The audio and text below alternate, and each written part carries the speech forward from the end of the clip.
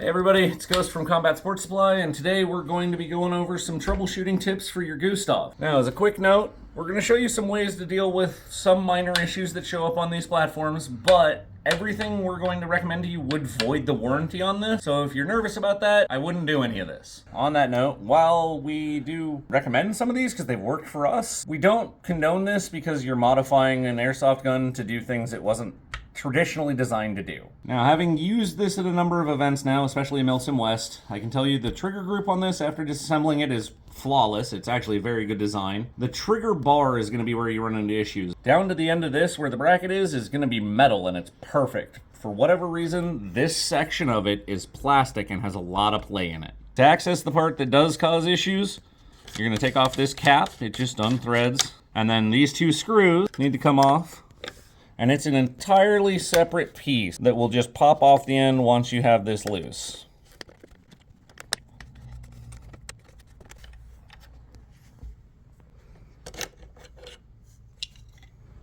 So the reason there is so much play in this section of the arm is this channel is wider than this piece of plastic, and it can wave through it when you compress it. So this is why this is an issue of it bending as you compress it. It's pushing an angled piece on a tooth that pushes down into the gun. Now, to show you what I mean by flexibility, this thing it's sturdy, but it's got a lot of play in it. Now, while I haven't had a chance to test it yet, my plan is to shim this so that it fits around this arm better, so it doesn't have the room in that groove to bend back and forth. Now, to put this in perspective, this is not a common issue with this.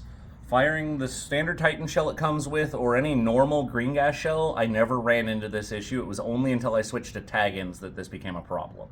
Now, when I was talking about shimming it, I mean something like this. This is just a couple pieces of cardboard. I'm probably going to use plastic. I might even have a friend of mine 3D print a couple pieces. But basically, I'm trying to keep this from having any flex in this channel.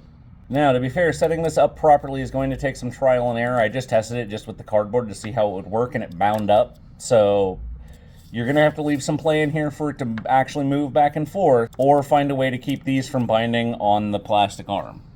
Now, the other option to fix this problem, this mounts into a metal tube that's recessed about here, but it's press fit, so getting it out is going to be a little interesting, and you'd have to have somebody with a CNC machine to exactly duplicate this in aluminum or steel. So one thing to note when you're putting this back on, if you have shimmed it or anything, you see this little spring sticking up here?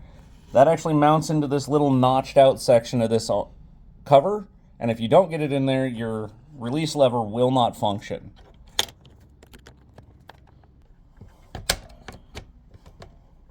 So to give you an idea of why all of this with the firing arm is a bit of an issue, see this pin sticking out here? That's your main firing pin. That's how it functions. Now then, to continue through to the rest of the firing mechanism, that pin in the tube pushes this button. Now you'll notice ours is green, not black. We've replaced this with the Taginn setup we sell. To be fair, this only functions with Tagins now. If I put a green gas shell in here because this tooth is slightly longer, it will go off immediately. Now, one of the things we learned from VFC Elite Force ourselves is that this button can wander off. It is held in by a set screw. It uses this little tiny Allen key to address it. I currently have ours loose so I can pop it out and show you what we're talking about here. So there is a little notch in ours. It's a little deeper than the one that comes from the manufacturer, so it's less likely to fall out, but when it backs off, it will fall straight out of this thing and you'll have to find a new one. So this notch is where the set screw sits. If it backs off at all, this will fall out. We lost the original one already, so I'm glad we made these replacements. The other part we replaced on this was this firing tooth. To replace it or to fix it if it breaks, you're just going to push this pin out.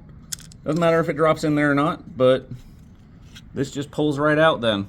The issue is the play in that trigger arm I mentioned earlier. I mean, you've seen videos of us firing this. It will fire Tagins. The problem is the CO2 Tagins sometimes will build up enough pressure that all of these little plastic bits have enough flex in them that it just cannot fire. So if everyone remembers earlier, I was mentioning this set screw keeps the pin aligned. Well, it keeps it aligned and it keeps it from falling out. So I have had one customer call us and say that this was over-tightened from the factory and it would not function.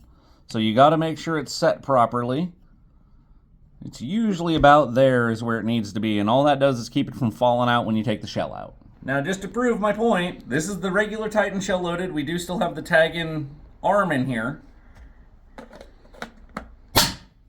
Now that we've shown you that, the setup we have that we sell is just for Taginn shells, primarily the CO2s. On the bright side of things, VFC has finally brought out extra Titan shells for you to buy. You can also buy the extra large shell that it goes in, and they even sell a short one, I believe it's about this long, that'll fire their rubber capped rounds out of this thing.